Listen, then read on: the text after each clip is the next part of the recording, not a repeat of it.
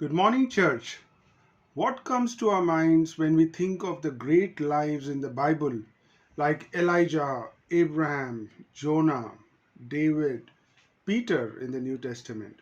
When we think of Elijah, we think of this great prophet known for his prayer, his courage. God performed so many miracles through Elijah.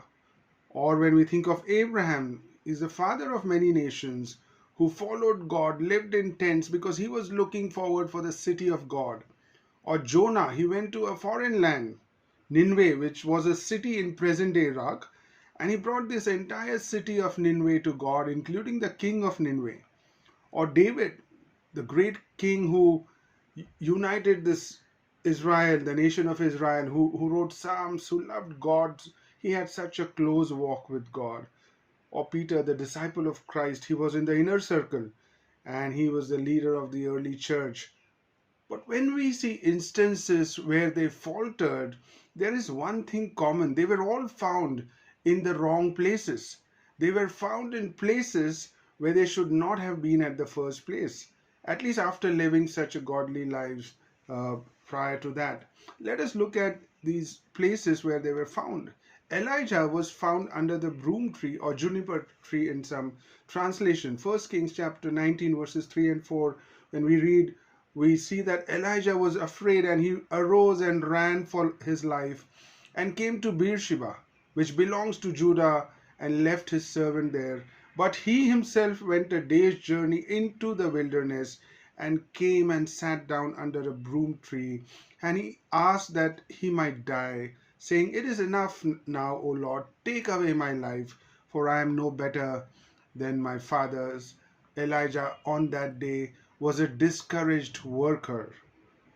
Second is Abraham was found in Egypt. Genesis chapter 12 verses 10 to 12 says, when there was a famine in the land, Abraham went down to Egypt, for the famine was severe in the land. And when he was about to enter Egypt, he said to Sarai his wife, "I know that you are a woman beautiful in appearance, and when the Egyptians see you, they will say, 'This is his wife,' then they will kill me, but they will let you live.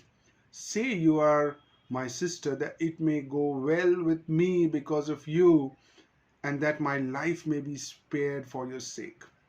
Abraham going down to Egypt, which is also a picture of the world system, it seems this was not God's will. He didn't seek God's counsel in this case. Abraham that day was a backsliding believer that led him to lie.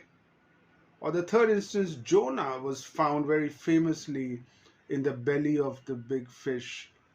We read that in chapter 1, Jonah chapter 1, that God called Jonah to go to Nineveh, and he chose to be away from the presence of the Lord.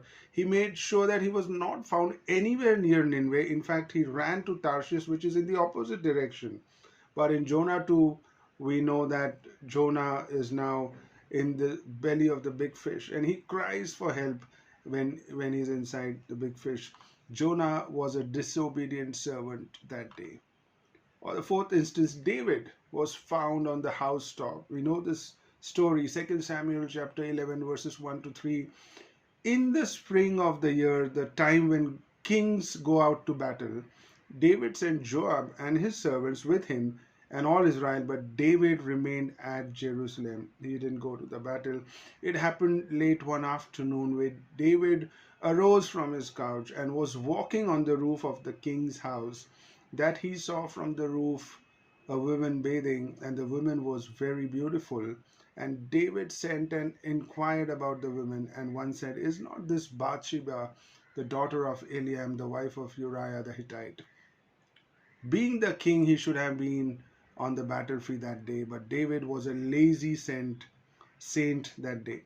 And Peter, for instance, was found before the fire. We know the story, Luke 22, verse 55.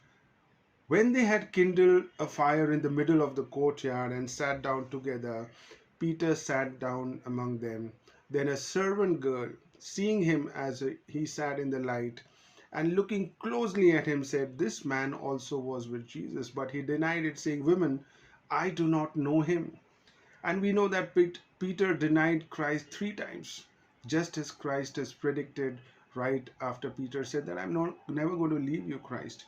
Peter was a miserable disciple that day. What can we learn from these examples? One thing for sure is that we should watch out for the conditions of our heart. When the men of God who responded to God's call, who followed God with all their hearts, who obeyed God, served God, if such men can be found in wrong places, then we know that we need to be really careful. Careful of discouragement, backsliding, disobedience, or being slothful, lazy, being miserable. We can be discouraged by Elijah, like Elijah, even after knowing that God has been kind to us, He has helped us, rescued us from tough situations. We need to be watchful because the next trial, the next crisis can discourage us and we can be found in the wrong places. Or we can backslide like Abraham, even after years of fervency, following Christ, doing everything that a good Christian should do. We can go off track and backslide. It is quite subtle. It's only a matter of time when we will be found in places where we should avoid. We can be disobedient like Jonah. Even after being obedient to God, being God fearing, doing the right things, there can be an area where we can surprise ourselves with our disobedience. And we can give all justification for our deeds and actions, but guess what? We will be found in wrong places like Jonah was.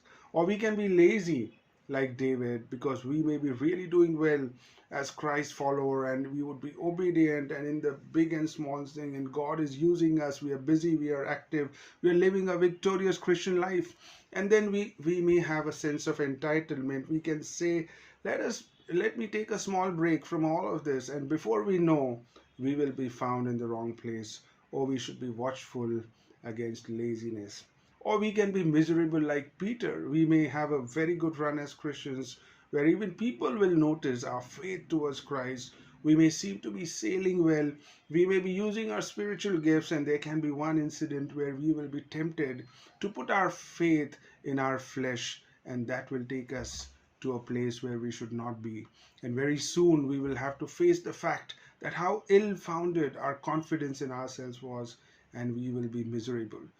So, well, our God is gracious, kind, merciful, and as Christians, we can always get back from such situations like how Elijah, Abraham, Jonah, David, or Peter, they were all restored. God restores us as well, but let's never make that an excuse to be complacent in our Christian walk, or else we will be found in the wrong places. Have a good day.